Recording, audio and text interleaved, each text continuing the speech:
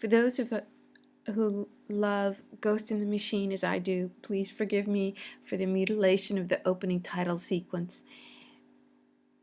Yet, all week, as I thought about Error, the most striking thing was how easily and indulgently we think about error with our machines.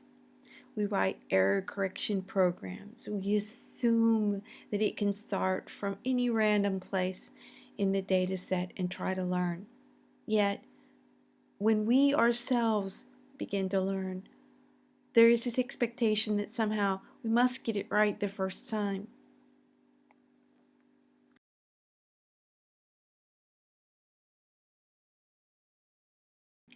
The brave examples of great artists like Degas told me how important it was to keep trying, and yet when people told me what sounded ridiculous, there is no error, I thought, you just have very low standards.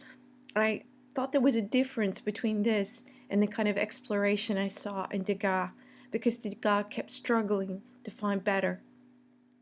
And as I've grown older, I see that they're so intermeshed that you have to keep trying, you have to keep starting. Error is where the data comes from, and so there is no error because it keeps you going to the next place, not because it's where you want to stop and say, gee, what do you think of my work?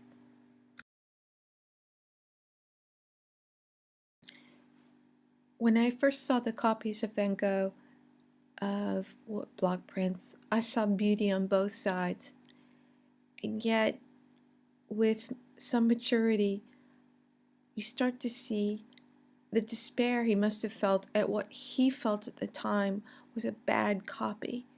Yet everything that or he may have thought was wrong also shows you everything that's going to make Starry Night, everything that makes him unique and special as an artist, everything in the particularity of his own vision.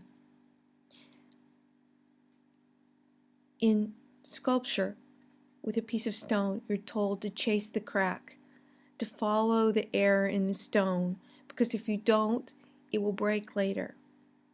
And I think it's a lesson we can carry into all our work. I believe you generally play roulette, do you? I do. Why is that? Well, they say it's the silliest game you can play, and the odds are, because the odds are more against you than all the others. But with the odds as they are, if you happen to hit the numbers which I play on, sometimes your returns are very rapid. I'm a heavy loser in the end. In fact, I think I must be the perfect compost for casinos, because they must love somebody who comes in who's always losing. And I always remember many years ago there was a casino which doesn't exist now in Curzon Street, and I happened to have known the man, and I'd been in there once or twice, and I won or lost something. And he came up to me and he said, Franz, you can run up the bill. You can pay us by cheque. Well, everything went wrong for me, and I lost about nearly 40,000, and I certainly hadn't got 40,000 in those days to pay, so it took me months and months and months to repay this man. Do you feel that that you put other parts of your life at risk as you do when you're gambling? Do you think it's necessary for your painting to? I think risk is too strong a word. I always think of risk as being people who take real risks, like risk their lives. I don't think gambling's a real risk. So this is a different sort of luck from the accident you're talking about in your painting? Yes, it is. Can you tell us what the distinction is, then? Well, the accident in painting is an accident you can make if the accident, as it were, something comes up, and you can use it, and you can develop it, whereas with gambling, every time the wheel spins, there isn't anything you can do with it.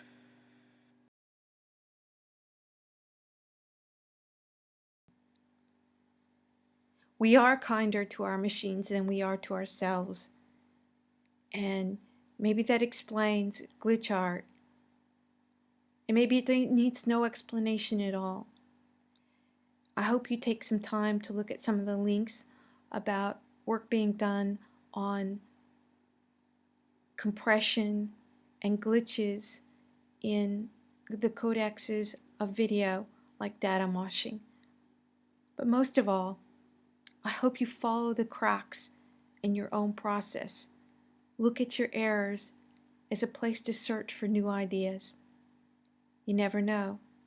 You might find something very, very interesting.